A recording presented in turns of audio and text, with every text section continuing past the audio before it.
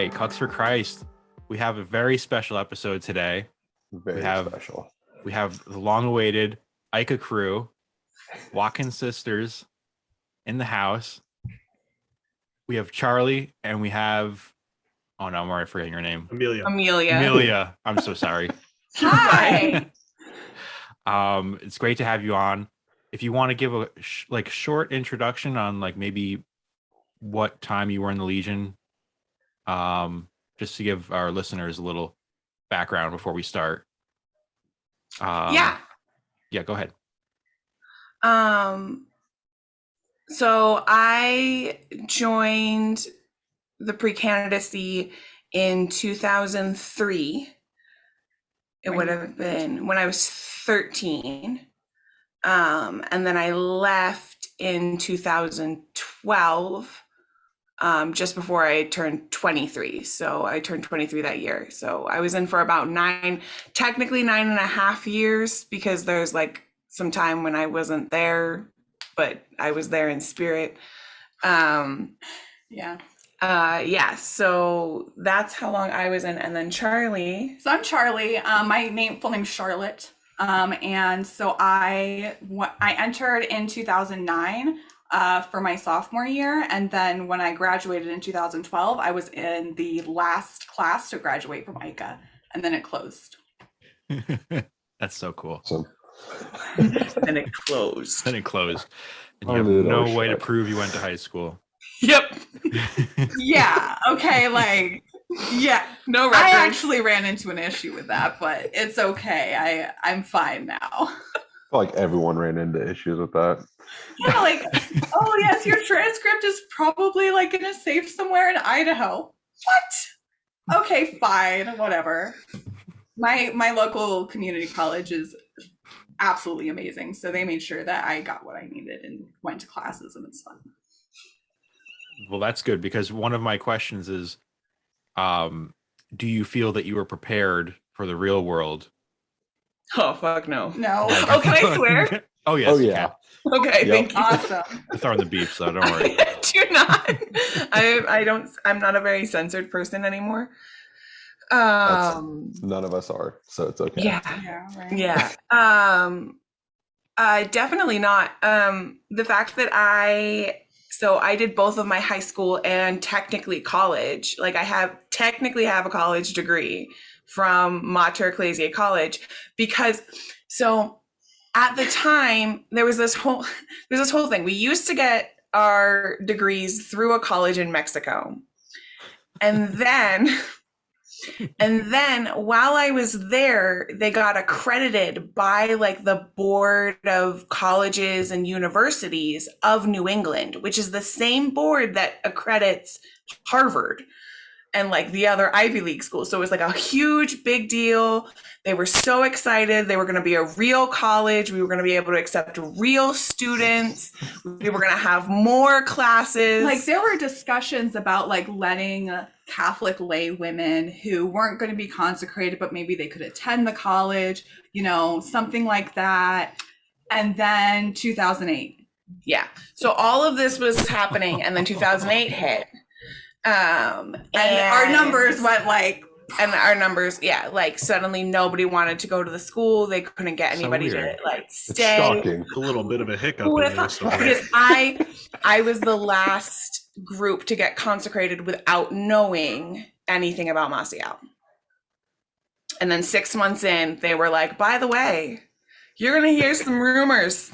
They're all true. That's how they said it to us. They were like, the rumors about Maciel are all true. Oh, wow. That's so crazy. So we were told, hey, you're going to hear a bunch of rumors. It's not true. They're just falsifying, digging it's for all stuff. True. Yeah, that's so funny. Yeah, we were given a bit of a more covered up. At least the version I remember was oh, he did some things that were unpriestly. That was what they said. I'm sorry. That's forgetting to say your daily ledger of prayers. Yeah, he screwed up on the liturgy breviary of or the something. hours. Yeah, That's doing he something forgot to that's say not mass priestly. this morning. Yeah, I He was forgot a my despicable bravery. human being. Yeah. But God. he did raise a lot of money. So how And bad now could it it's be? all in New Zealand. hmm Um, Oh, so you're on those papers too. That's pretty cool. Oh, Yeah. she's like deep I love diving. it. She's like, did you It's know? Every morning fantastic. she wakes up and she's like, do you know? It's not every morning. It's just because Did they pull y'all into a conference room to tell you the news? Yeah. Oh no, we went to the No, yeah, the conference room upstairs. There was like, so our house had 4 levels. It had a basement. And this is the consecrated. This is a consecrated house. Yeah. It had the basement, the main floor, the like dorms, and then an upper room, like an upper floor where all of the like formators slept and everything. And there was a conference room up there. So they made us walk all the way up the stairs, sit in this conference room, hear about this thing for 15 minutes, and then walk all the way downstairs. So like, and we were the last, okay, so the freshmen were the last ones told. So we started seeing people around the house crying, freaking the fuck out, like God. really emotional. And they're like, yeah, we can't tell you what it is. Just wait for your conference. Can't tell you what it is. Just wait for your conference. And then going into the conference and then like realizing and being like, what the fuck? And then leaving and going all the way back down the stairs. Just And Why like, is they're guys like, screwed up "Okay, everything with this stuff? They're like, Oh my "Bye." god. Yes. We went and played sports actor. They're like, oh, let's repress this. Go play some flag football. Yeah. Oh my god. Oh yeah, sports to get out your demons. Oh my Well, because god. it was like boys will be boys, you know, Maciel will be Maciel. Like, Just do you, boo boo. Oh my god.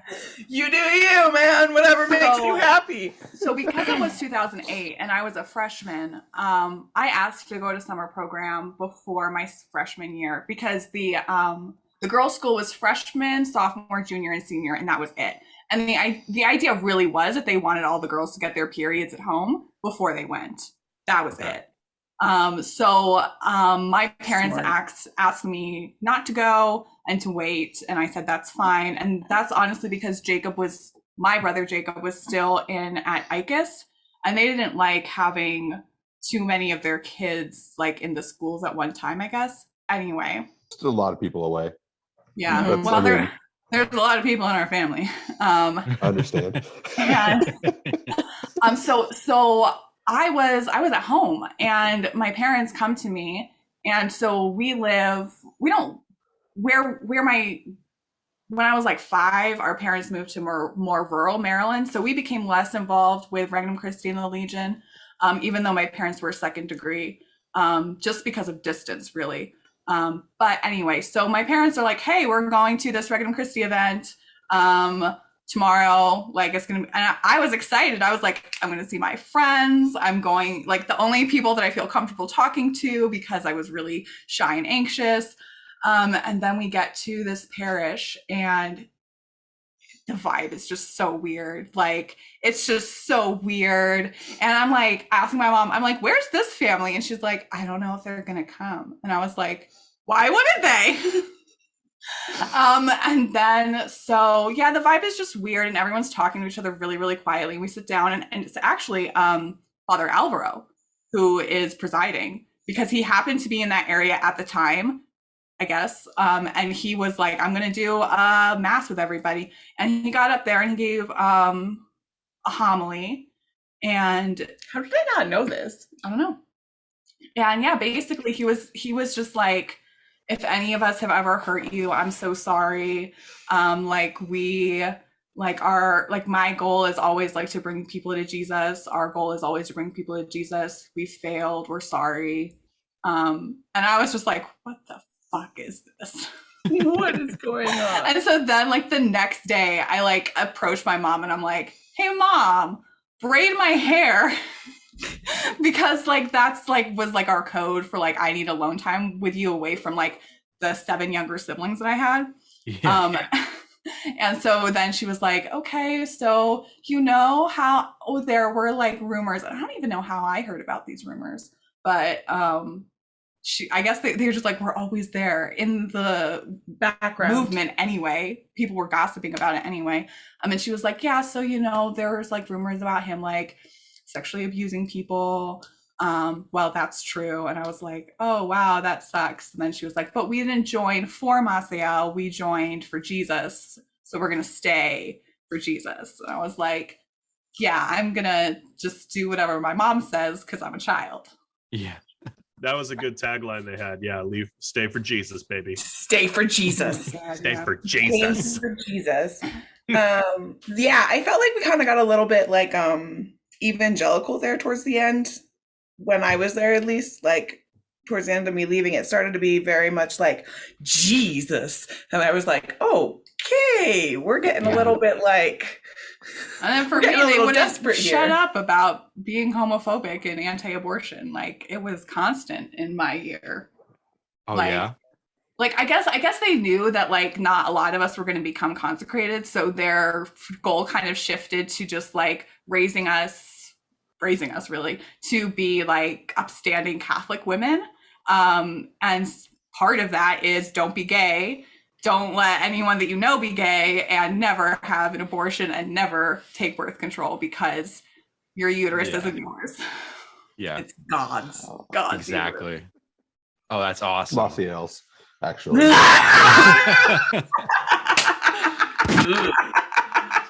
Oh shit. Did I'll we see get myself the out. did we get the don't be gay stuff, guys? Did we get Yeah. that? Or I I don't remember no, that so emphasized. No, we never did because they were too afraid to talk about it. I get it. Because I think they knew that more like half of us were gay. We're all fucking gay. We're all was, gay. was Ika pretty gay? Or Yeah, so that's okay. So this is where I can share my tea. cool. This is where I Okay, can share. I will tea. just say this. Spill So it.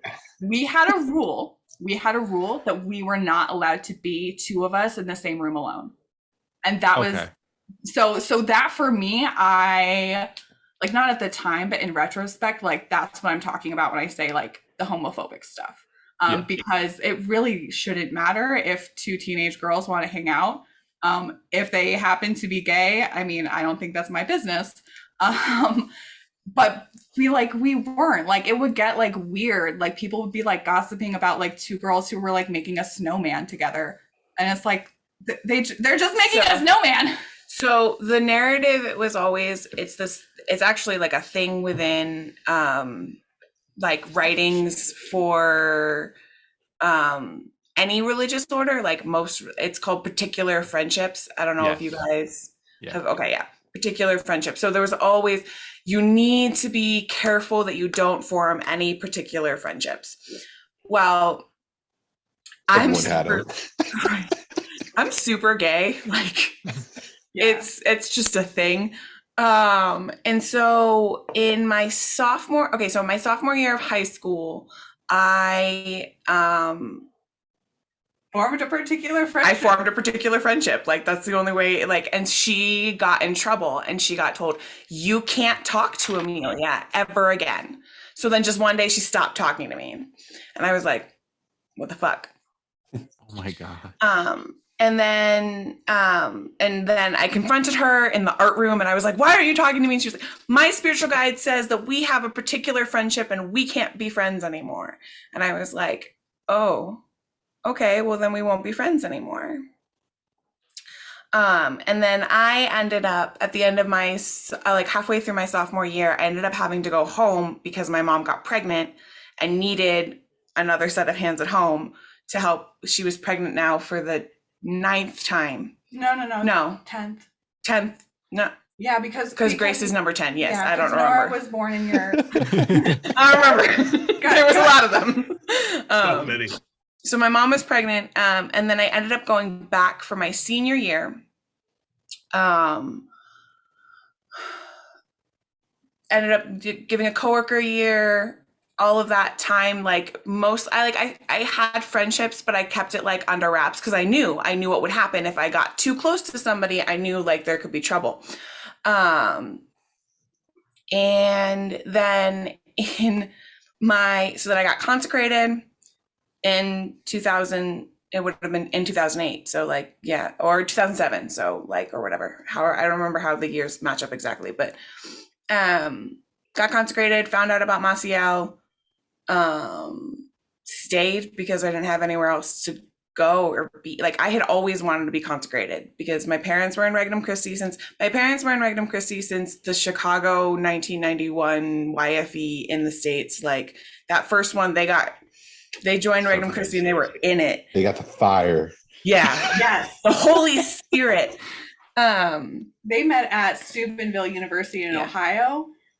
So for them, the movement was like a way to like keep that like charismatic spirit alive. I guess like they are very passionate people. They are not the people who like go and like sit at church and are like stone faced the whole time. No, like they both sing, like they both read, they're both Eucharistic ministers, they both teach CCD. Like their Catholic faith is really important to them. Mhm. So they were like, yeah, sure. Like they supported me in wanting to stay. And then in my sophomore year, I met like a girl who came from Mexico. And she and I Formed a particular friendship. Like there's like she and I, but like to the point that, and this is where, so we met halfway through my my sophomore year. We started hanging out and we spent like the summer together and it was great. And then it started to get like more and more like involved. We would write each other notes. We would steal like flowers from the old chapel arrangements, the chapel arrangements that like got thrown out. We would like take the best ones and leave it for each other. We held hands underneath a coat in a van on the way back from a outing. And then I met her during the sweetest woman. She was wonderful. And then one day I got called to my spiritual director's office and they were like, "You're a lesbian." And I was like, "What?" I'd never heard the word before in my life. They're like, "You're a lesbian and you're sick and this is a disease and you're going to start going to therapy and you can never talk to her again." And I was like, "Oh, okay." And they were like, "Here's 2 packs of Sour Patch Kids. Go for a walk. When you come back, don't. Like, you can't talk to her ever again." I didn't know about What the the Sour Patch fuck? Kids. Yeah. I don't know why she gave me Sour Patch Kids, but she did. Like, now it's permanently. it's a pedophile thing. They're used to it. They're like, "Yeah, here, kids. Eat these kids." Candies. What the hell? And so then I Oh my came back. gosh. And she had been out all day on like doing apostolate or whatever. I don't remember what her apostolate was. She came back. We passed each other in the hallway. And I was like, "Don't fucking talk to me." Like I gave her like this look. And then later she like pulled me aside and she was like, "What?" And I was like, "We can't talk anymore. We just can't. Like they'll tell you about it, I guess. But like," and then I started going to therapy and I actually went to quote unquote conversion therapy where they used like traditional, not like electroshock therapy or anything like that extreme, but like traditional like CBT, DBT, like actual therapy techniques to try and teach me to not be gay. So I just would sit there for like an hour and a half while this like therapist was like, don't put air quotes. She was licensed. She was in the state of Rhode Island. Yeah, she was a licensed therapist in the state of Rhode Island, but she would sit down with me and she would be like, "So have you had any gay thoughts? If you did have gay thoughts, what were they like? Do you want to let go of the gay thoughts? You know that Jesus doesn't want you to be gay." Like just, and I would just like, I don't remember it because I fucking dissociated through half of it. So like, good for you. It's like, Holy what the hell? shit. I remember like bits and pieces, and then oh my god, Spence, they tried harder than you. that. So true.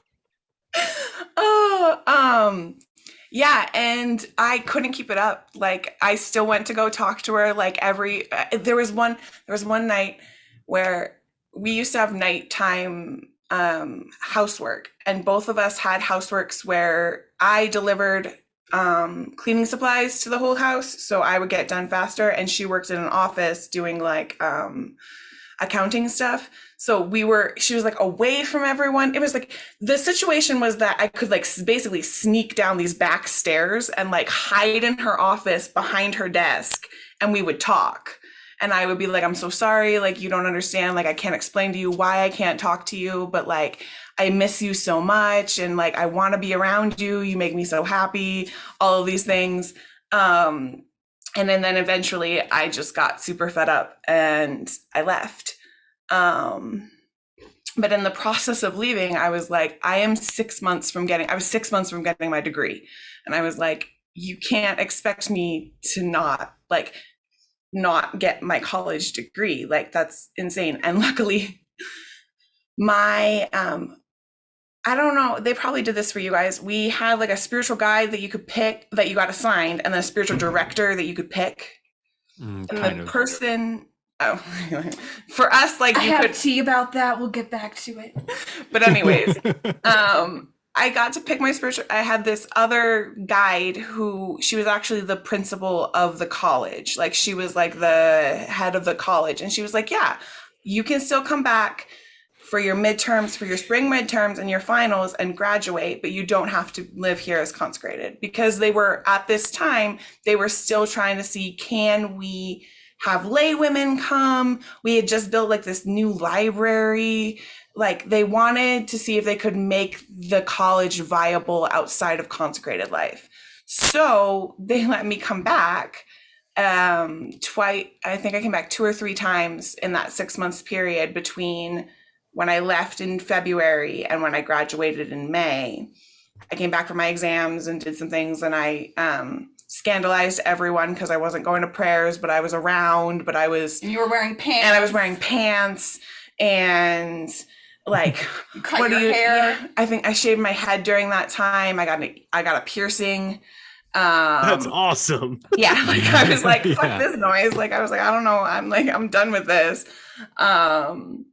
Especially because at that point I was just fed up. Like I was just so like after months of like it was a full year of therapy, of 12 full months of just like going and sitting, and it was oh my god, it was twice a month. So yeah, they put a lot into me, and then I was just like, fuck y'all, like bye. Good.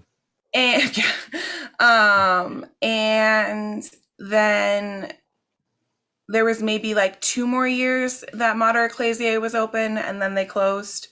And like the year after me, a bunch of people like stopped being consecrated while they were living there. And then finished their degrees and left like normal people. But yeah, so my whole story is like super dramatic because I have this whole like meanwhile we're having a visitation. Oh my god, from annoying. From the bishop, and we're having all of these like every single holiday, all of the consecrated in the United States were coming to our house in order to have like meetings about like how to be different, what are we changing, what do we want to do. Like they decided that the hub was going to be Mater Ecclesiae. So every single holiday season we were moving beds, we were like shifting around the dining room, we were cleaning everything. We were not like, so and especially because like the once in formation, we weren't a part of the conversation because we were still in formation. So they didn't include us. So they were having these conferences in our conference rooms, and they were like, oh, you can't go that way now. You have to like walk around the building to get to your class because they're having a conference in there right now. Yeah. Or like... Well, because so consecrated women aren't... What they were basically trying to figure out was like how they fit into religious life in the Catholic Church, because consecrated women in Regnum Christi, they're pretty rogue. Like they're not common. They are like, okay, have women since the beginning of the church, you know, been single and dedicated their lives to the church and like raised money and helped poor people? Yes, that vocation has existed, certainly. but there was just a lot of discussion about like who, like what was the oversight, and that's why like things got so fucked up, was because they were in this in between area where they weren't really nuns, but they weren't really this, so they weren't really this, so they could kind of just do whatever. We weren't, yeah. So where do you fit in the in ladder the classification of like the canon law, we had canon lawyers come and be like, you are canonically non-existent. You don't exist. So figure that out first. Everything Well, you've y'all were done- nuns, right? Like basically Nope. nuns. No. No, it was What's the completely difference? Basically, different. It was very canonically, different. canonically, I can tell you the huge difference. Oh, So We always told people like, "What's Trish? Oh, she's like a nun." she's like a nun. Yeah, it's Same. easier. Yeah. People It's really easier. We don't get still it. do that. Like I we still to this say day, like, I oh still yeah, say- I was the nun, basically. I say I was Like a nun. they dress I was in the down a little convent. more. Yeah, just like a dressed down nun. I mean, you get hand-me-down skirts and shirts, so Yeah. Actually, there was entire Y'all have, like, a section of wardrobe. consecrated women person who were I remember- dedicated to being like bulk shoppers in New York in City, New York City. so that we could get Like they went Good to clubs. literal fashion shows to like of the styles that we've like, but like they bought like in bulk, they would buy outfits. So you would meet somebody from another country who had your same outfit. And you'd be like, we're twins! We have the same outfit. But we can't be friends. Yeah, but we can't be friends. Not really. Yeah. Is that? What was I gonna say? I don't know. Difference between nuns and consecrated. Difference between yeah. nuns and consecrated. Thank you. So a nun takes vows, which are a certain type of binding to God that require them to be poor, chaste, and obedient, but also to be permanently in the same house. So a nun takes a vow to be in the location. She actually commits herself to that convent and never leaves that convent. A religious sister does not take a vow of permanence, and she can live wherever and then moves from and that's where you have sisters who run schools and change up and everything like that. We took promises.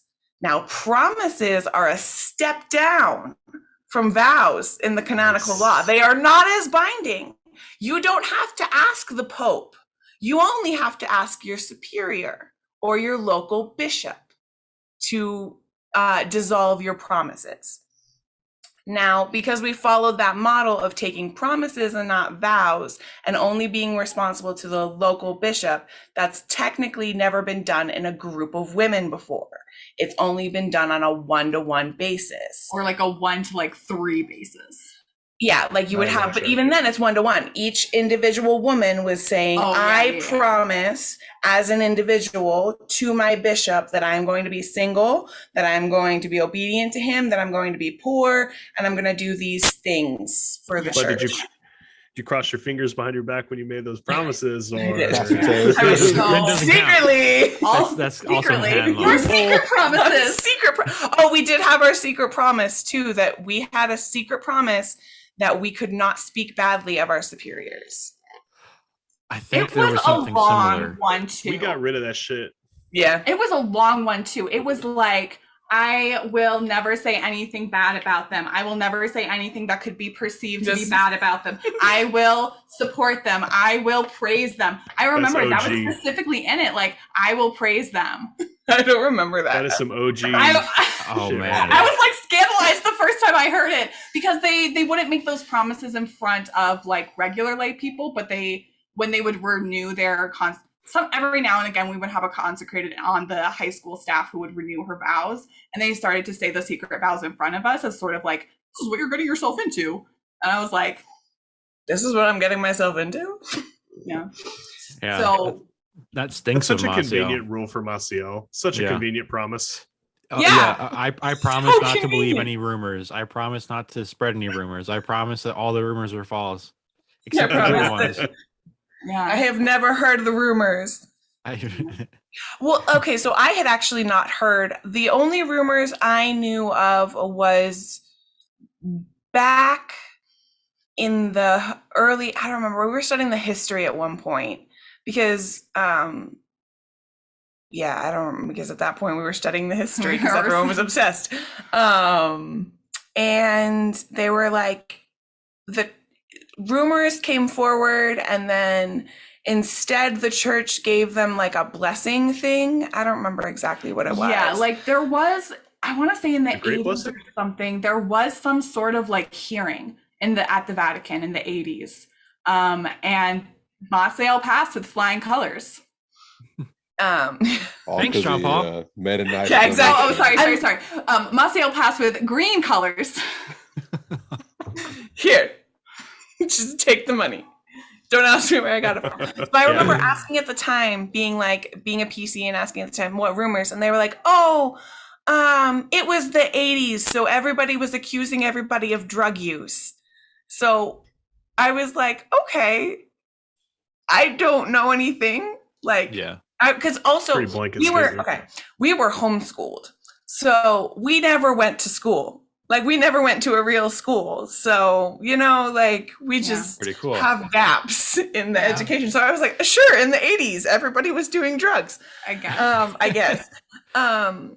And it wasn't until I was consecrated and then like really sat down with someone, and I was like, you have to tell me what he did because I don't know. And someone was like, and my spiritual guide like went through everything with me, and I was like, and that was around the time too that I was already in conversion, like, because at that point I was already in conversion therapy. I waited because I was like, the visitation was happening, everyone was distracted, I didn't care, and then finally I was like, maybe I should know. Yeah. Maybe I should actually know what's going on here. Maybe I should Maybe. know. Put away this time in eternity book for a little bit. Yeah. Just for a moment. Sitting So- on Cotija doing a line. It's more accurate.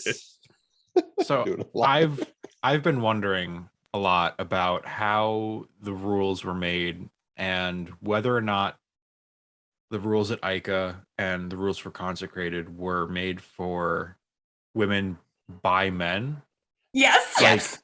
Like, Yeah. and you can tell, I'm sure you could tell, like, oh, this rule was clearly made by a man. So yeah. Up until He met Marty Carmen, and I will not remember her last name. I can never remember her name, but his last name. He met Marty Carmen in whatever year around, I don't remember what year. late 50s, early 60s. Is that when the consecrated life started? I think so. Sure. Maybe the 70s. I don't know. And the story goes that Maciel had been thinking about Regnum Christi, had been thinking about women, Expanding to families and women. and thinking about that and how to do that, and then met some young women, some college-age women. Mhm. Surprise, Yeah. Right, surprise. tell me more about that. Yeah. Yeah. Yeah, he did. I have and there's nothing in the story about how, like, why was he on a college campus? Why was he like, what was it? No, he met. The Holy Spirit The led them together, first- Amelia. So I know one was named Marty Carmen, one was named Elena. There was a couple others in there who he started to give them spiritual direction. He started to be their like spiritual guide. And in Mexico, and then proposed to them this idea, like, what if we change the world? What if you are secret agents for Jesus? What if you could do things that priests can't do? Yeah, go places where priests can't go. Where priests and nuns can't go. But you are secretly dedicated just like a priest is. Now I will say that, so the story goes, post the Cristero Wars in Mexico, and I am not a historian, I am a white person, just caveat, but so the story goes, the Mexican government was putting limitations on how many priests and how many nuns could be ordained, could make their promises, could work in certain areas, because the Mexican government was kind of, they'll say that they were trying to kind of establish a separation between church and state where there hadn't been one before. And, the church will say that they were just, persecuting them, I guess. you can decide which one's true. But so during the time, I suppose it may have seemed more appropriate to do something that was outside of canon law, but I don't think he cared. I I honest to God I don't think he was cared. considering canon law or anything like that. I think I kind of call bullshit on the whole story, to be quite honest. Yeah. Not sure that's how that went down at all. I think he was looking for a way to get women around him. I think he was too. And I think he started to notice that he could get, and this is something I actually were talking about this because it's something when the territorial directors, that's the worst word in the world. When legionaries would come, they would love being at the precandidacy or the consecrated or with the consecrated women because we were sycophants. Egos. We were sycophants. We looked at, we were like, oh, you're Jesus in the flesh, and I'm married to Jesus. Like it was very like, but we can't touch each other, we can't talk to each other, so we're gonna sit in our chairs and just stare at you with our big eyes and be like, oh, you're amazing. And of course, like who doesn't love being told by 100 or so women that you're amazing, like it's quality time. I like that. I know. I would get on stage and let 100 women. I will just like to say all of them would be over 18. But yes, 100 women can compliment me. So yeah, I think in his like process of trolling for a wife, he stumbled upon women who he could form a cult with. Mm-hmm. Because I definitely think that there was more of a cult mentality in the Regnum Christi side, like in the women's side of things. I don't know. That's how I've perceived it, is that like we definitely had more of a cult mentality than the Legion did. But at one point they got together 10 or 11 women, and they sat down with Maciel for a whole weekend and supposedly wrote everything together. But he showed up with notes. Like he came to this conference with them with all of, this is what I think, this is what I want to make, this is what like Regnum Christi would be. And then the women were off of the statutes of the Legion, and he'd already written for the Legion. So he like stolen from, I believe some of it's stolen from Opus Dei is what I heard from somebody. But yeah, I think so. He didn't have any original material in there. No, he was just busy. doing lines of coke. Like, oh, he was way too busy with fun activities. I will say really quick, what we're kind of talking about, like that mentality and of. And I think it expands into Catholicism in general. I'm not Catholic anymore. Of just kind of like worshiping priests a little bit, like holding priests in way too high a regard. And honestly, what helped break that for me, I'm going to tell a funny story, was Jacob, like my older brother Jacob. Like he went to seminary. He was Let's bring him on. Oh my God. And okay. Special guest appearing in 5, 4. I was like, these guys they're just dudes. They're just men. They're just men.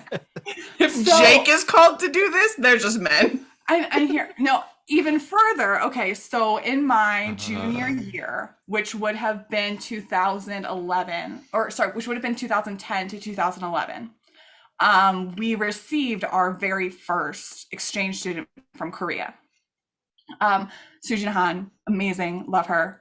And I remember, because also at the time there was a bunch of consecrated visiting Rhode Island, visiting Greenville for other stuff, like the visitation stuff. And so there were a couple like runovers who were like living at the pre-candidacy because they were maybe like a 45-minute drive apart. Mm-hmm. And we had more space and extra dorms because we had like 30 students. Anyway, and so we're sitting there at dinner or something, and one of we're talking about this is a student who's arriving. It's so exciting. And Korea. And oh my gosh, are we going to like start missions in Korea because the Korean people need Jesus? Okay. Thank you. And then one of the consecrated, she says to me, she's like, there's this seminarian. He's like just started and he's learning Korean and he's going to be like the seminarian to Korea. And so later on, I asked Jacob about it. My brother Jacob was like, "Who was that?" He was like, "That was Ben Venga." So you were supposed to be the missionary to Korea. Yeah, at one point, I guess I can't quite get the timeline I right. did but know there a lot was- of Korean. There we go. go. Yeah. So you were like All the curses. People were counting on you, James, to stay and be the missionary to Korea. I did go to Korea. Dude, you could have been around a bunch of gorgeous girls and taught them Korean. And send them to the pregnancy. And they would have been fawning over you like, oh my God, future priest. No. It's a Priest worship. And so that for me, I was like, nope, they're all just my brother's dumb friends. And I love my brother's dumb friends. And I hope they have a great life. But they don't Flip get to it. tell me anything. I'm not, I don't believe in the clergy, really. Well, you it's hard to believe in it when you see how the broth is made. Yeah. You see, you're like, okay, I'm not gonna eat dinner. Yeah. Yeah, no, I completely get that. I think that turns a lot of ex-seminarians away too from clergy and religious life in general, because we were in it and we see like, oh wait, like I was almost a priest. I'm an asshole. Like how did that happen? How did that happen? So I don't know. I'm no longer enamored by priests. Well, obviously no longer. Yeah. But like ever since leaving the Legion, I was a little bit more skeptical of priests. I don't know. Yeah. It took me a while after I left to really leave, if that makes sense. To deprogram. To deprogram and everything. I mean, still I think for me, like there's processes there that I had to like deal with the whole conversion therapy thing. Like there was also unlearning all of that, but that was kind of like a simultaneous thing. But yeah, I stopped going to church about a year and a half after I left. And just kind of never went back. Like it's just, I don't find comfort there anymore. Like that's the biggest thing. I tried to sit through a mass for my sister's wedding and I couldn't do it. I was like, this is making me so anxious. I almost had a panic attack and I had to like leave the church and like walk outside and just like Don't worry. Breathe. No one important noticed. Flashbacks. Yeah, exactly. Flashbacks. Luckily, my sister was so sweet. She was like, "Oh, I didn't even notice. I was so excited for my wedding." But the priest definitely noticed, and he like gave me a look, and I was like, "Whoa, dude!" Like He was not a nice man. he was not a nice person. That's so funny to have a not nice priest officiating a wedding. Yeah, we were Exactly what you want. Yeah, he kind of said like, "And those who trespass against us," like pointedly. He was like, "And those who trespass against us," and we were like, Lesbians. "Whoa, Right? lesbians." Obviously. Yeah, that's my favorite thing is that I had never heard the word lesbian. They're like, "You're a lesbian," and I was like, sure. That is insane that they did that. Like, and to not just send you home. Yeah. To Like, be like, "No, we'll fix you. You have to stay." and then a licensed therapist. Like, I would never trust therapists again if I'd had that experience. Yeah, It's I know. true. It has taken me. Luckily, I mean, I have a wonderful therapist. She A real one. Yeah, a real one. We've been working together Not for paid by the Legion. Yeah, not paid by the Legion. Yeah. Not a Regnum Christi member who happened to have a degrey in psychology. Yeah. Doing it From pro Steubenville. bono. Yeah. It's like a different type of The Catholic psychology. I remember some Catholic psychology courses at colleges where it's like, I don't think that's a real thing. No. This course. Yeah. No, Like Yeah. integration with Jesus and in your mind and mental health. I'm like, well, I don't think that's a course. yeah. For real. me, What's your prayer life like? I don't think I should be talking about that in therapy. Like, Yeah. Next. yeah. I will say after I left, it took me quite a while to even like hate Regnum Christi. Like that sounds harsh. I don't know. But yeah, like I remember when I was like 19, I went on this date with a guy and he was Catholic and I was kind of like telling him some stuff. I was like, have you ever heard of Regnum Christi? And he was like, yeah. And I think this was like right after like they had passed the visitation. Like they had said like, okay, you're going to still be under the like oversight of the Vatican, but like you can continue to exist. And he was like, I think that's dumb. I think they should have been suppressed. And I was like, I still don't know how I feel about that. But no, one time I was this must have been like in 2000, like 16 or 17 even. And I was just still like couldn't like put it in my head like it's hurt so many people and it's helped so many people and what the hell am I doing? And then I found a copy of the Book of Canon Law in my parents' house because again, that's who my parents are. And I was like, I remember there being fishy stuff about spiritual direction. I remember just not feeling right about that. So I looked it up and okay. So the year before I arrived in 9th grade, Carolyn announced no, it was while I was there. Actually, I do remember. So we're in directives and directives basically became, here's all the stuff you did wrong and here's all the stuff we're going to change and discern your vocations, girls. So one of the changes, she was like, the person who was assigned to you for spiritual guidance is no longer giving you spiritual guidance. They are giving you dialogue.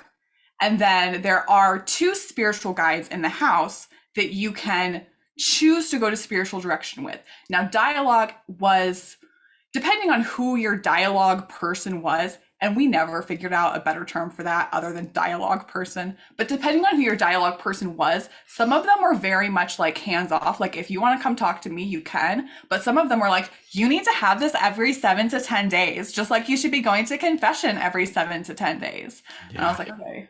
That got bumped up to every week for us. We were supposed to go to confession every week. Yeah, no, we were children, so we were allowed 10 days. Oh, that's nice. Anyway, so... And we were so confused and we would constantly be asking, what is the difference between spiritual direction and dialogue? Like, what am I supposed to be talking about in dialogue? What am I supposed to be talking in spiritual direction? And the answer would change depending on who you were talking to. You know, some people would say, oh, just tell everything to everybody. Some people say, just tell whatever you want to everybody. But, you know, at that point, when I was there, because, you know, it was past 2008, the only people that I was companions with were legacies, you know, girls who had legionary brothers or consecrated sisters, or like really homeschooled people. Like that's who I went to school with. So we were all used to just like taking direction. Like we didn't like know how to trust our own intuition with that. So we were kind of just left in the dark. So I'm reading the Book of Canon Law, and it is against canon law to assign anybody a spiritual guide. Spiritual guidance must be completely like on the person who's seeking it to choose who they want to go to, and they need to be able to end that relationship at any time without giving any reason. Wow. Interesting. Something. So, wow. I have a question for y'all. Actually, did you? My experience of the whole time I was there was a lot of like be vulnerable, and then you have these spiritual exercises where you do like a whole life confession. And I remember really working myself up for it to say some things that were really dark about my past. But I never experienced like, it was peaceful to like say it, but I didn't experience like any resolution or my vulnerability was never rewarded with like a real peace, like a real like, oh, it's so nice to talk to someone who understands. It was more like, oh, let's fix this. Let's fix you. Let's, you know, I was just wondering what your experience is like with vulnerability. That really resonates. Like I have feelings about that now. I'm like, yeah, I opened up to a bunch of people and I didn't get like comfort afterwards. I didn't receive anything except like kind of like a blank stare. Yeah, it was like they were just gathering. Yeah, I think that definitely like a similar experience. I had definite moments where like I was really vulnerable and was met with like worse than a blank stare. Okay, so I tried to leave in my sophomore year before I met Martiana, the girl that I fell in love with, before she and I started like, and I say we were in the same house, so like I had met her, but we hadn't like had a moment where it was like, You hadn't oh, connected. like you're a person, I'm a person. I tried to leave. I went to my spiritual director in tears. I can't do this anymore. This isn't my vocation. I'm so unhappy, all of these different things. And she looked at me and she was like, I can't do this right now. I'm supposed to be an apostolate. You just go write a letter in the chapel and we'll talk about this later. And left. And like left me standing in her office, like in tears, being like, I don't think this is my vocation. And she was like, write a letter, if you want to leave, write a letter about leaving in the chapel and I'll read it later. And so then like, I was like, oh, God. okay.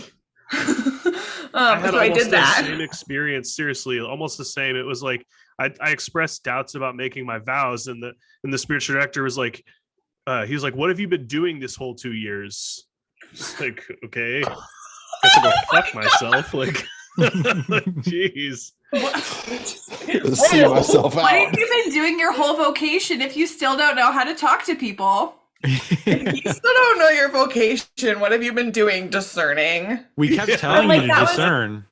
That's what. Okay, so we had a huge change in Luli Fernandez was the director of the school forever. Like she had been the The director college. of the college for years. And then halfway through, she got a change. And Her so yellow letter. we had Cecilia Escúnaga come in, and that was like the last year I was there. And Cecilia had been going to other orders and doing retreats with them and conferences with them and everything to learn about what did other formation houses look like? What did religious life look like outside of Regnum Christi? Because we're learning that this was just some random dude with no sense of religious life who Made something up. like basically, and like that was the hardest thing is like listening to these women be like, did I dedicate my whole life to something that this man made up? And people being like, yeah, you did. And so then it was like, okay, so how do we reinvent this? How do we make it ours? How do we take this away from Maciel and make it something. And I feel make like it they're so- still yeah. trying. And they're Yeah. still trying. Like there's too like that's become their mission. Yeah, I feel like It's, it's like recovering from like a hurricane. yeah. And that's for me why I decided not to go on to consecrated life, because I reached a point where I was like, I was like, I feel like I'm cleaning up Maciel's mess, and that's Mhm. not what I was put on this planet to do.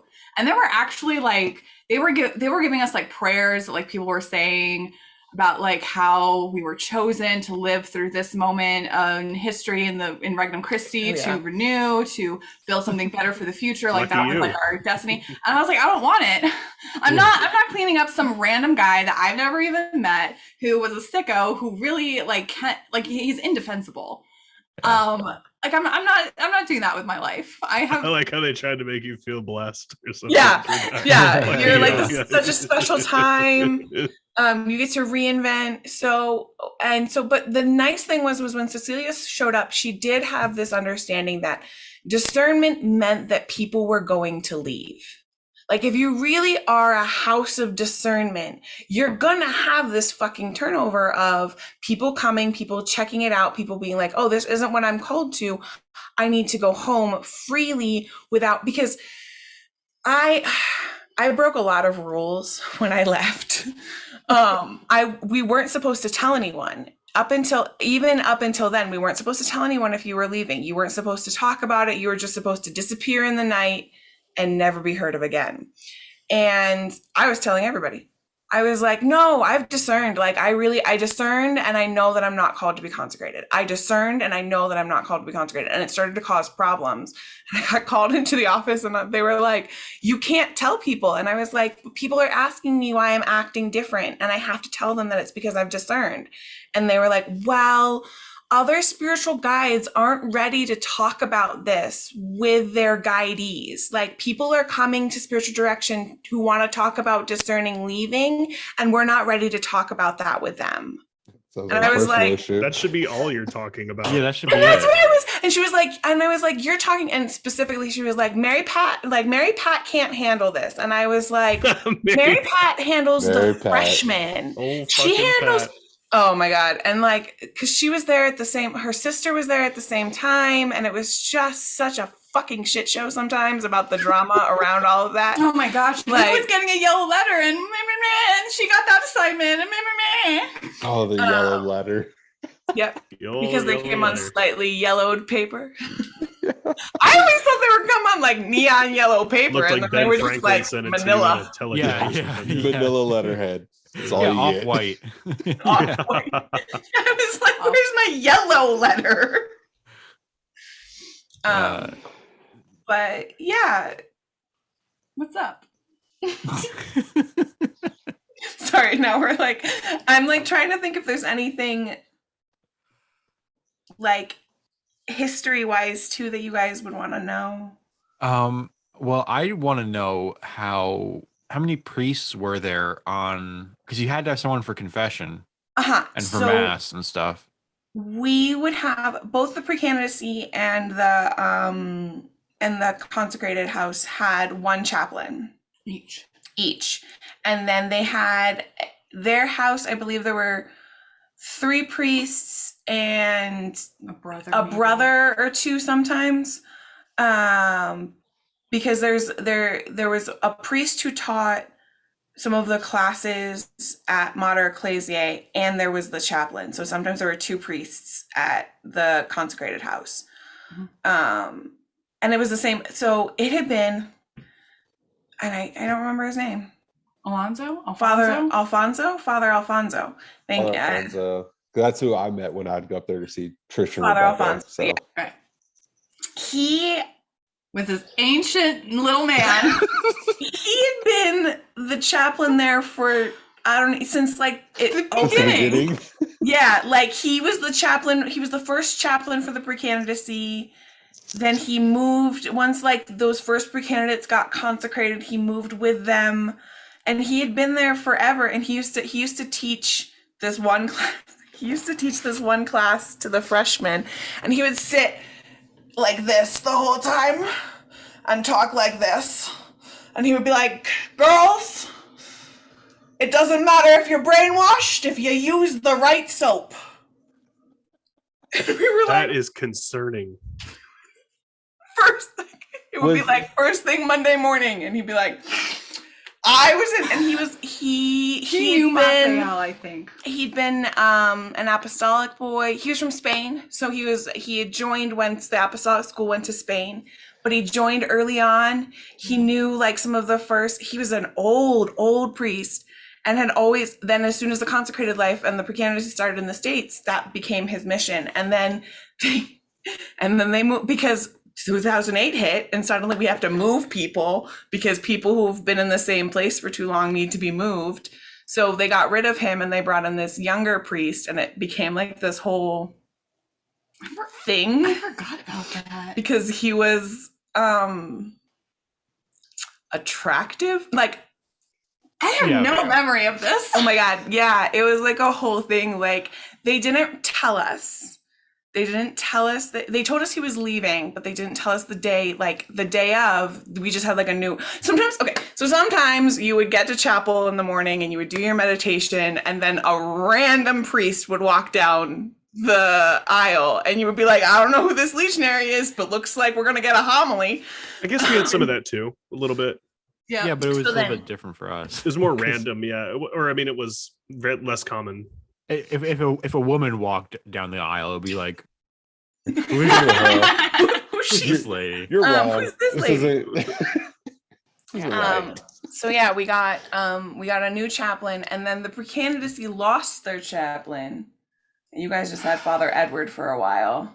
Father Edward was good. Yeah, Father Edward was a teacher at the consecrated college too. He was very small. Yeah. Very the only small. thing I remember Father Alonso, he would, if you went to confession to him, because I did when I was in Rhode Island, he would get everything out of you. Yeah. He'd be The like, dude could sit there and he'd be like, "Is that it?" But how he would say it, where you're like, "No, that's no, not there's it. more. There's more horrible I got all things this I've stuff. done. Let's go." Oh my god. He was good. I do remember that about him. No, Yeah, father, he- apparently sorry. I'm a lesbian. Exactly. Apparently.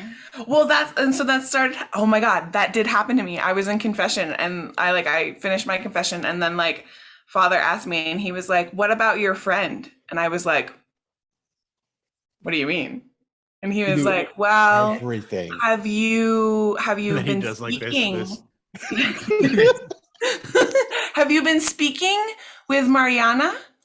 And me being like, "Who is talking to you?" Like, and like That I is remember so creepy. another time I was waiting outside my spiritual guide's office, and there was a meeting in the office like across from hers, and I overheard them like, "Oh, make sure that they, like, Amelia and Mariana aren't put in the same dorm room because there's issues there." Like, I remember overhearing that. And just different So moments like messed that up. where like just so it's like there's very much a before and after for me, because like I was happily consecrated. I was Well, very, you weren't, because you wanted to go home. I mean, I wanted to go home, but they told me no. So I was like, well, I guess I'm stuck here. Oh yeah, because like, so then when I got told like write your letter and everything, so then I came back to my spiritual guide in second year and was like, I guess I'm like, I got over it, you know, like I prayed and Jesus talked to me and I know that this is my vocation. And she was like, "See, I knew that you were just having a crisis." And I was like, "If you knew, you didn't," and didn't stay. Just, "I knew you were just having a crisis. Bye."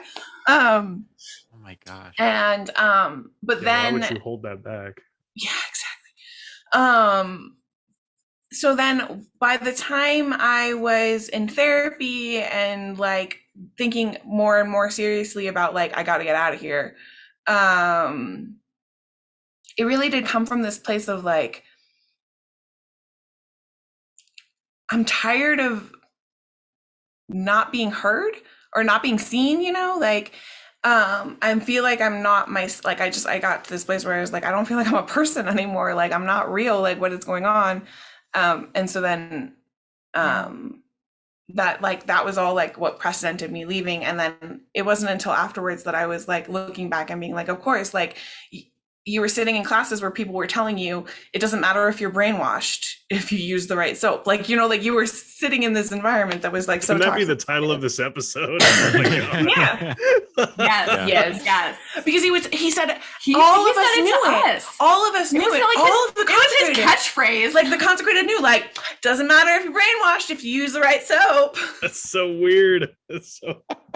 Usually Yeah. they tried to hide that kind of Or mentality. they I would guess deny wouldn't that say they it were out front. brainwashed. Yeah, they would always deny brainwashing. They would. Oh yeah, that was an inside No. joke. We weren't like, that's not something we were like, it was like a joke amongst consecrated life, but like there was that same like narrative of like, oh, but it's not really brainwashing. No, Of course. actually, so in the Buchanans that I went to school with, we were like kind of like on board with the brainwashing thing, I guess. Oh my God. Because everyone is. I'm texting Trish. We are young people. And we are. I do this mimicking thing because it helps me like process my trauma. Okay, so we are the young people, and like we're so important to Jesus, and the society and the Democrats are just trying to brainwash us. So you know we should be brainwashed by Jesus instead, because we're gonna get brainwashed in this society no matter what. That was the mentality that it's that we almost were. nihilistic. The Democrats. We watched a lot of Fox News. The Democrats. Oh, the Democrats. gonna- Yeah. Oh, I Yeah, remember what when movies Obama, did they play for y'all? Did they also do Braveheart and Patriot and that kind of stuff? Or They tried. So No, that's too manly. Yeah, No, I was okay. gonna say that's different. Okay. There is tea. So around it would have been okay. So when I was there was like the heyday of the pre-candidacy. It's when we were having anchor retreats with like 150, 200 girls. We were just like maxing things out. It was crazy. They were Recording talking CDs. about opening a second. Yeah, those CDs were lit. Yeah, They them were CDs. Yeah, they were. We were making music. Yeah, exactly. They were talking about opening a second pre-candidacy for girls in Canada or in Michigan. Yeah. Or like in all like the kinds of Midwest sort of area. But And- that was Golden pre days. 2008. The golden I years. lost the golden years. And during that time, what was I gonna say? You had Nice. tea about Oh, the movies. Oh, the movies. So Yeah. during that time, there was a bunch of us though who did have brothers. So then they would be like, "Oh, the boys watched this movie. We have to watch it too. The boys watched this Yeah. movie. We have to watch it too. The boys watched this movie." So then we watched Lord of the Rings. We watched Braveheart. But then they tried to make us watch Patriot, and people were like, "It's scary. They're stabbing people. This is gross. I hate this. Why can't we watch Disney movies?" All good And white then bitches. we had to have a whole conference about how we weren't apostolic boys Oh yeah. Well, you also had because Yeah, there was confusion there. yeah, we Oh. were women and not men. Oh, And therefore, we could not do masculine things. We shouldn't be emulating these masculine characters. We Oh. should be emulating feminine characters. Why? Like, you guys keep talking about because like, you had a bunch of girls. fucking Maria. come on. Lord of the Rings has some cool women in it. What's up It with does that? have some very cool Yeah. women in it who we don't We- see. I we love kept- Eowyn. We kept Lord of the Rings. She's badass. We kept Lord of the Rings, but then I did watch Patriot we watched it for history class actually. Patriot, all the women I think die in the first scene. they do. Yeah, for Yeah, sure. it- I pretty actually brutally, did run out of that Oh, movie because Heath I got Ledger nauseous. in that movie. Shout out Oh, Mo no, Gibson. wait, Yeah. not Patriot. Heath Yeah, we didn't watch Ledger's- Patriot. What's the one I'm Yeah. thinking about? I'm thinking about one with Denzel Washington in the Civil War. Oh, Glory. Glory. Glory. We watched Glory for history class. That was it. We watched Remember the Titans. We watched a lot of sports movies. Yeah, we watched Remember the Titans too. We Yeah. watched Remember the Yeah. We Titans. watched those stupid evangelical movies like Fireproof and No, you Facing the did? Giant. Oh, no. Yeah, and the dad one, like the fatherhood one Yeah. with Yeah, with like, the police Oh, oh yeah, officers. they let us watch the porn one, like Fireproof with like where he throws his computer out and beats it with Yeah. a baseball bat because it has porn on it. Yeah, he got it. Source your porn ethically and it's fine. Covenant eyes. But yeah, we watched I remember it was a They big used deal. to We watched black out- Avatar. Yeah, they blacked out the scenes. Like they would black out the screen if people were Yeah, we kissing. got that too. Yeah. Yeah, Yeah. like that. Yeah, Did you watch any of the Bournes? Really weird. It is really weird. yeah. Did y'all watch the Bournes? We did. We were Oh, allowed to watch really? all of the Bournes. It's pretty masculine. Yeah, it's like very masculine. Very masculine. But that wasn't until that was when I was consecrated. But yeah, when I was a pre-candidate, they were very big on like because everybody after retreat would like share their lights or whatever, and too many of our lights were battle themed. You keep talking about fighting demons with swords. This is not like It's not that's feminine. not Come on, feminine. Joan of Arc. She's a Come badass. on. Right? Fun. Yep. Oh, we always watched, but did you guys watch the Saint movies where Yeah, they some were of like them. in Spanish or Italian and then they And would they be were- badly dubbed? Yeah, Yeah. did we have like you're a St. so lucky, Francis one that was Jacob. like You're that? so lucky. Jacob just had to haul wood. Yeah, Jacob Had just to knocking trees build down a all day. building. Fucking We- Paul Bunyan out there. We would go clear out woods and then come back and watch a Bourne movie unedited. Man, I wish I had had the Shaz experience. That sounds so badass. No, I'm glad I had the Icus experience. Shaz would have been, oh man, all the manual labor. We would. So there was a. I forget what they ran it through. So there's something on their computer you could run a DVD through, and any like Mm. cussing or kissing. That's how I'd edit it out. Mhm. The brother at the time didn't know exactly how to run that, and so it would like skip. But he's like, "Oh, I think I skipped too far," and he'd like rewind it and just watch it all the way through. We're like, Yeah, quality, Nice. quality. Good job, brother. he got Like, the assignment. I'm trying to think, what's that movie with it's Ashton Kutcher and somebody else, and they're divers in Alaska, and They made us watch like inspirational movies, I guess. Like it couldn't just be action. Like there had to be like a message. yeah, if it was action, then it had to be like inspirational action. So like The he Guardian. like dies saving people, and so then Yeah, it's like The worth Guardian. it, you know. The The Guardian. Guardian. The Guardian, yes. Yeah. I There's a didn't Google whole so there's the whole I didn't. thing about him having the number 2 on his shoulder and everything, but that whole scene happens with him shirtless and after they like have like done the deed and everything.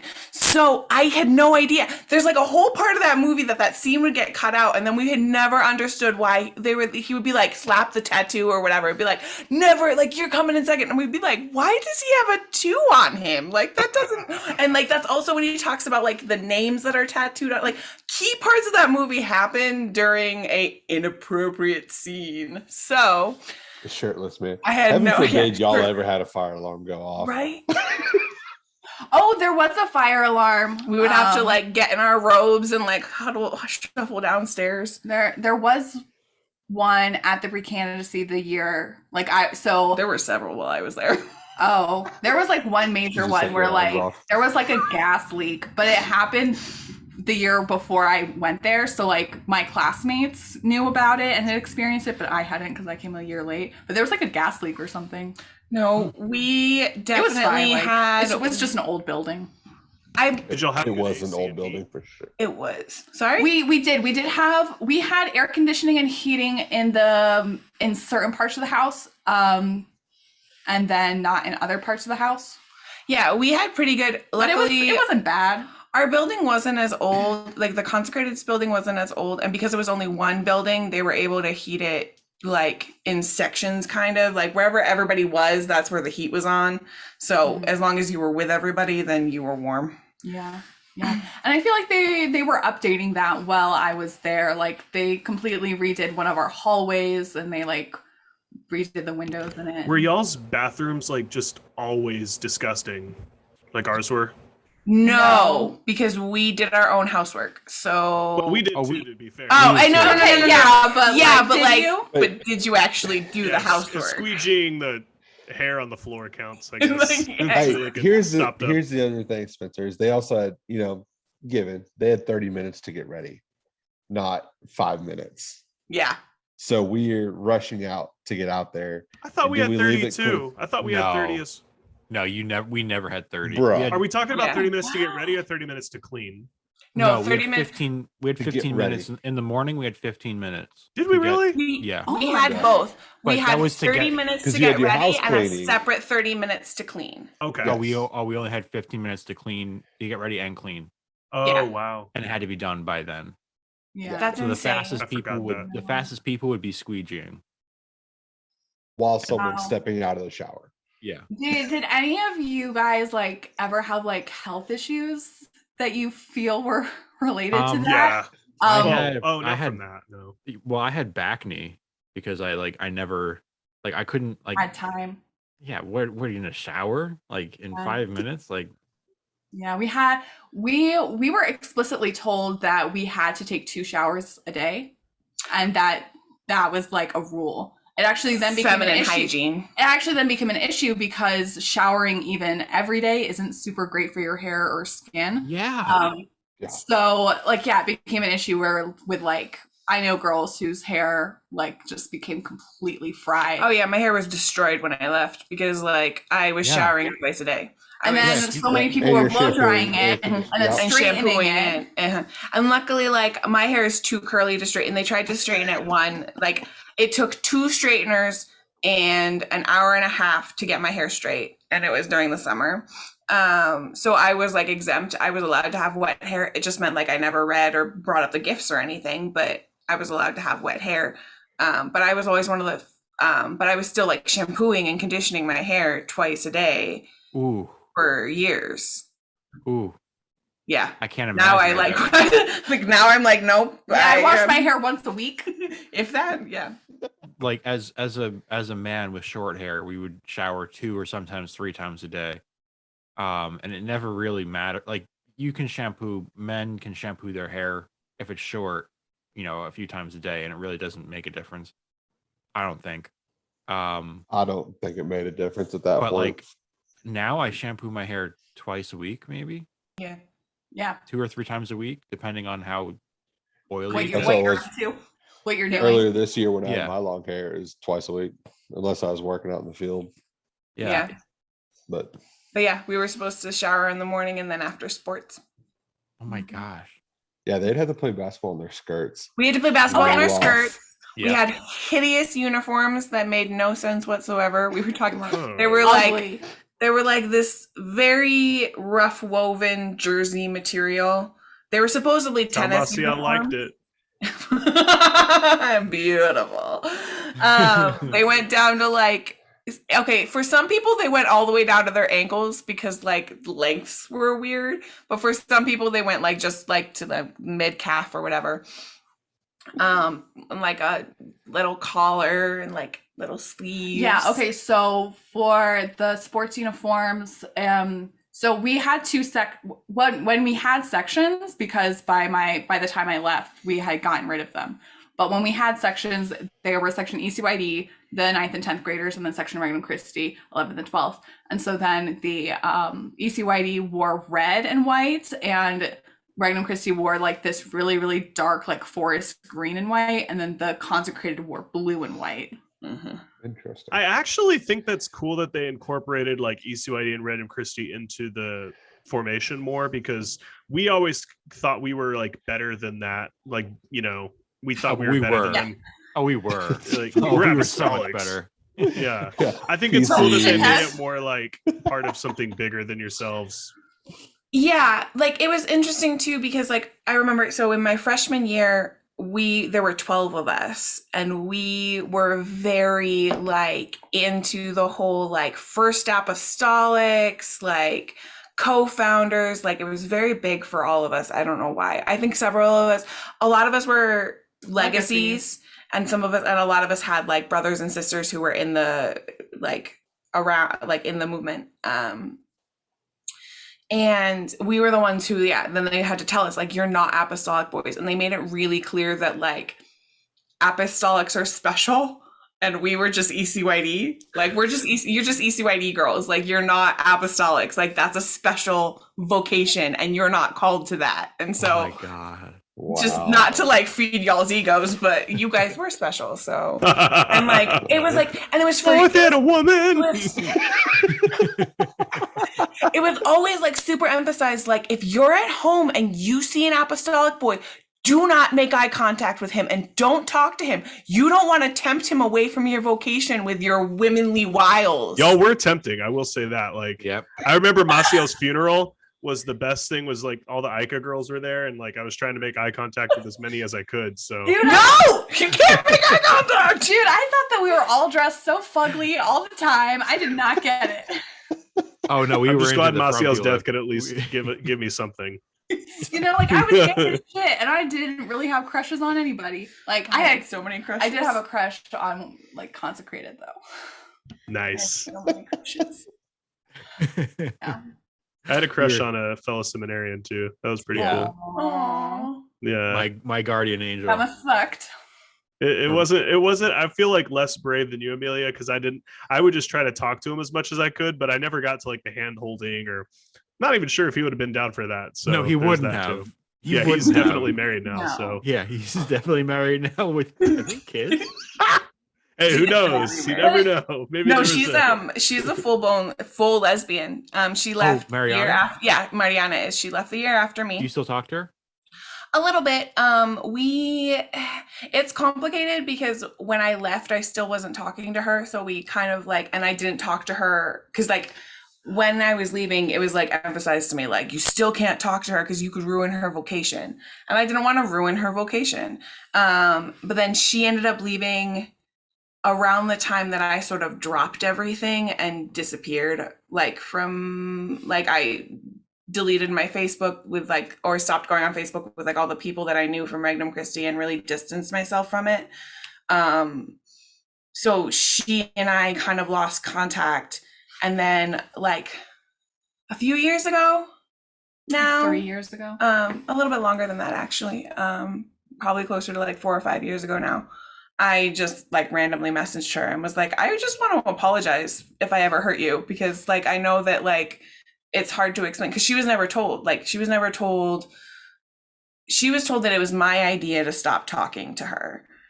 That's gas. That's Yeah, it's crazy. super gaslighting. Yeah. Because it was never like, it was my idea that I thought that this was like the best way to do things, and that's not true. Yeah. So then we clarified that, and we've talked a little bit since, and we're still friends. But yeah, she's a lesbian, and she was like, I think I tried kissing a boy one time and I couldn't even do it. It's like, I don't blame you. Yeah. But I do think that that's kind of like a cultural difference just between like how queer men are treated and how queer women are treated. Like women, you can kind of like write it up, oh, we're just friends, we're holding hands. But like if a dude shows any intimacy towards another man, it's like, well, you're dead now. Yeah.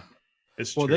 they would just kick us out if they found out we were gay. Mhm. They wouldn't like. I think now I could be talking out my ass, but every pre-candidate or apostolic that I know of who is now out of the closet has the same experience of at some point coming out, or like just voicing the like, I think I'm attracted to men, and immediately getting booted. That's really interesting because I told my spiritual director about this guy I was into it, but I think they figured they could get me out of it, so they were just they would just be like, oh yeah, you'll probably get past that, just don't really hang out with Just them. pray about it. Yeah, just pray about it. That was the only advice I got. Nice. That's hilarious though. Yeah. I was kind of surprised by the reaction to mine, because I can think of at least like 3 other sets of duos who I would have broken up sooner than Mariana and me, because I felt like their dynamics were much more obvious. Like it was obvious. Like I can just think of like a couple people who I'm like, she was in so-and-so's office all the time. Like she and so were always in like, because one was a formator and one was in not a formator, because we had a couple people who literally in their 4th year got turned into formators. Like, so they would go from your companion to your formator overnight. So one of my assistants had been my companion, and then she became my assistant. And so her dynamic with some of the other companions, I was like, you treat them like you're a companion. You don't treat them like you're their superior, your formator. But yeah, so there was like towards the end, I could start to see too, like there were other girls. It's just like a lot of hypocrisy, you know? Yeah. Or a lot of girls who like had particular friendships who weren't singled out. But I also know other people were in therapy, and I don't know obviously what they were in therapy for, but I drove to because we had therapy at the pre-candidacy.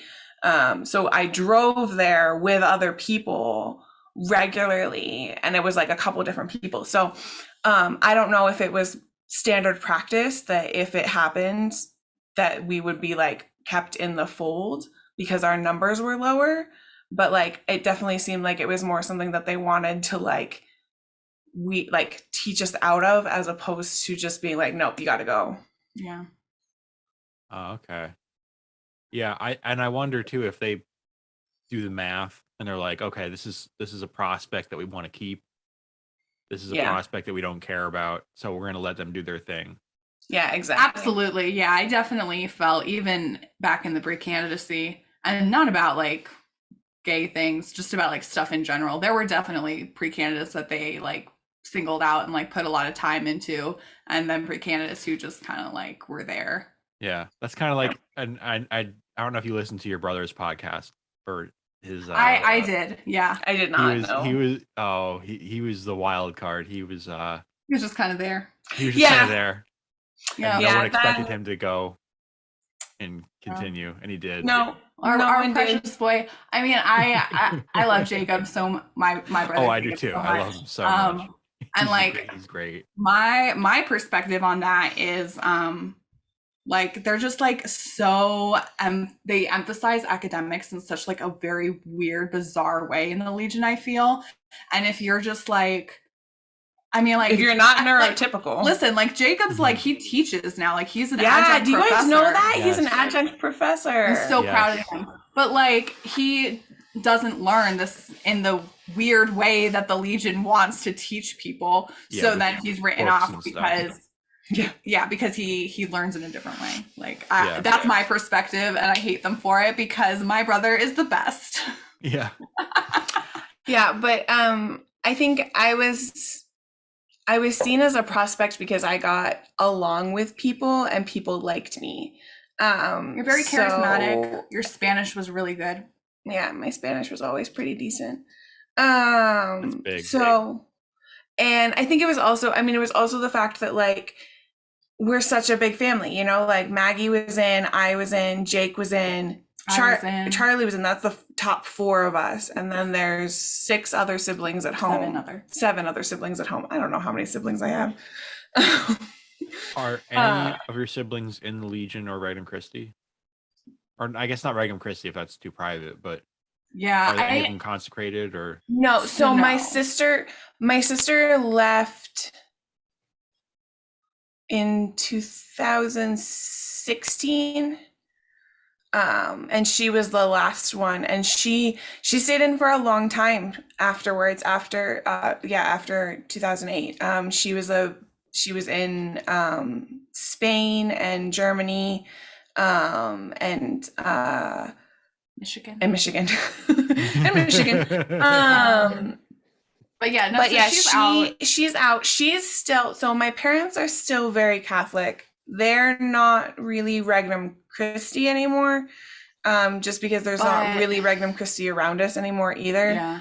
They've really kind of, and since my sister left, it's really just like they just have been Catholic.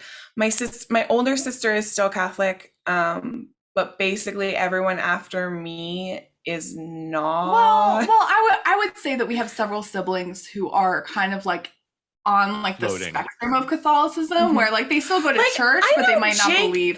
Like I don't Jake, even know what Jake identifies as, but I know he still goes to mass. So Yeah, he said he's not quite sure. Like I don't want to put words in his mouth now, but yeah. I remember him being very ambiguous about it. Which Yeah, is cool he's been- because he knows what he likes, and that's good enough for me. yeah. So, Yeah. so we have a couple siblings who are ambiguous, and then there are we still have like little siblings who Yeah, are like- like teenagers. So who knows what they're going to turn out. We to still be. have we have one who's 16 and one who's 14, and then everybody else is 18 and up. Oh, okay. So they still got time to figure out. Yeah. Yeah. I think we all do too. Yeah. Oh for sure. yeah, I don't We all still know have if I'm time. like I don't know what my religious spiritual beliefs are. I'll figure it out. Do you think your beliefs would be you would still be Catholic if you never went to Ica? No. That's such a weird question though, because as I was leaving, I really found it hard to differentiate between Regnum Christi and the Catholic Church. Like I don't know what's Regnum Christi and what's the Catholic Church.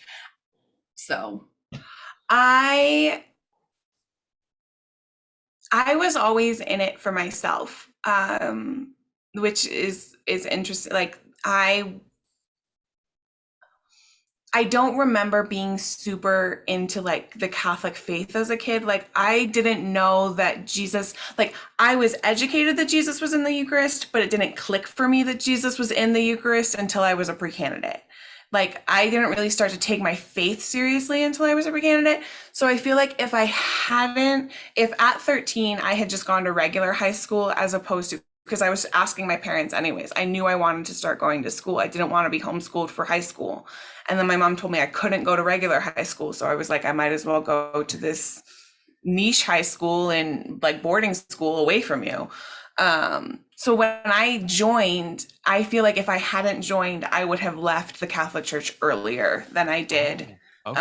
I think I probably would have left because I was also already starting to feel feelings for girls, and starting to awaken. And so I think I probably would have come out in high school. I probably would have had to face that kind of a journey out of the Catholic Church, if And I you would have hadn't been- gone. You would have been to- called a lesbian earlier. I would have been called a lesbian much, much earlier. And I probably would have done more lesbian things to like things that actually deserved me being called a lesbian, not just holding a girl's hand. Yeah. That's the thing too, is like it never went beyond holding hands. Like they were Yeah. super worried about us. I remember feeling the urge that I wanted to kiss her, and it scared the fuck out of me. I was like, why did I feel that? And then like not acting on it because I was like, no, It was scary. it was like, Yeah, that is scary. why would I want to do? I don't want to kiss anybody. But like that for me was the whole thing, was like, I don't want to betray my vocation. Like I don't want to kiss anybody. And it was less like, oh, she's a girl. And then I was like, oh, maybe that does matter. It doesn't. Oh, okay. Well, I think we should stop the recording here. Oh Yeah. wait, real quick, encounter. Oh, let's do that. Yeah. Okay. Let's go over the encounter because I don't remember. We don't remember. I think we tried going over the encounter and we couldn't figure it out for the life of us. Okay, so encounter goes like this. You start With the gospel, with the gospel.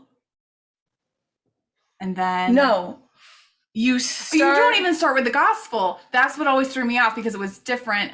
They got weird with us a little bit because some of us, like when we were in high school, like we weren't in Regnum Christi, but we were doing encounters, and they were like, "No, you can't do encounters anymore.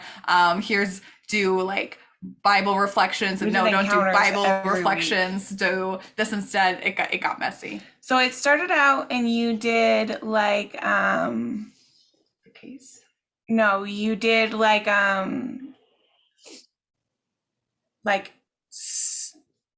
lights or things, something like that. Like I remember starting off with like kind of like a check-in with everybody, like how, like what is like what's on your mind, or like what, something like that. And then we went into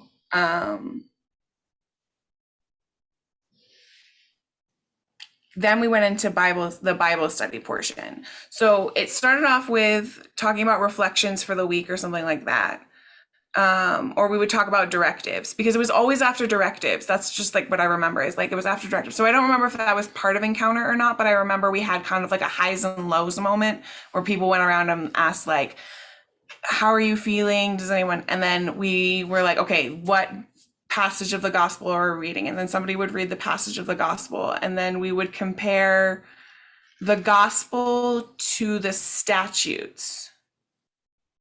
And like how do we see that this reflects our spirituality? And then we did case studies, and the case studies you had to bring up a case that connected to I the forgot about themes that. Yeah. then you talked about, because there was that one moment. So you did the gospel, you talked about the gospel, and then you had to like identify themes. And then you had to pick cases that connected with the themes.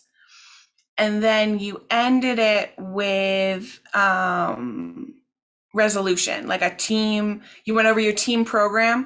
Oh, that's how we started it. No. You started it by going over your team program. Team program. Did you guys have those? Oh, was Yeah, it yeah, like a resolution from the previous meeting where you would check in and see how everybody did on it? Yeah. Yeah. Nice. But it was also like coming back. So Yeah. did you guys do programs of life? Did you guys do programs of life? Where Yeah, you had to sounds- like sounds pick like your something like. sounds we did. familiar. It sounds It was familiar. like- So it was a program of life, but it was for the whole team. So what virtue are we working on as a team, and how are we going to You had virtue of the accomplish it? month. Okay, so we had virtues as teams. Okay. And you as a team, you got to pick what virtue are we going to work on, so that everybody was working, all the different teams were working on different virtues.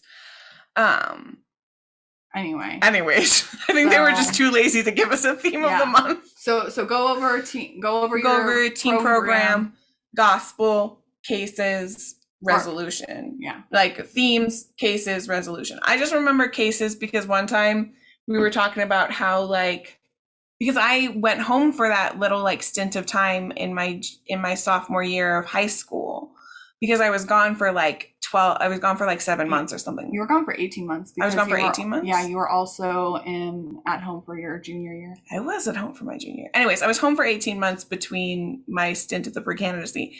And someone compared that to being a heretic. During like a case study? During a case study, they were like, like some people, like they're not strong enough to follow their vocation, so they go home. And like, that's kind of like heresy. And I was like, Throwing shade. Damn. I don't think so. I don't think I'm a heretic. My mom needs to go home. Shots Anyway. fired. Oh, Yeah, right. shit.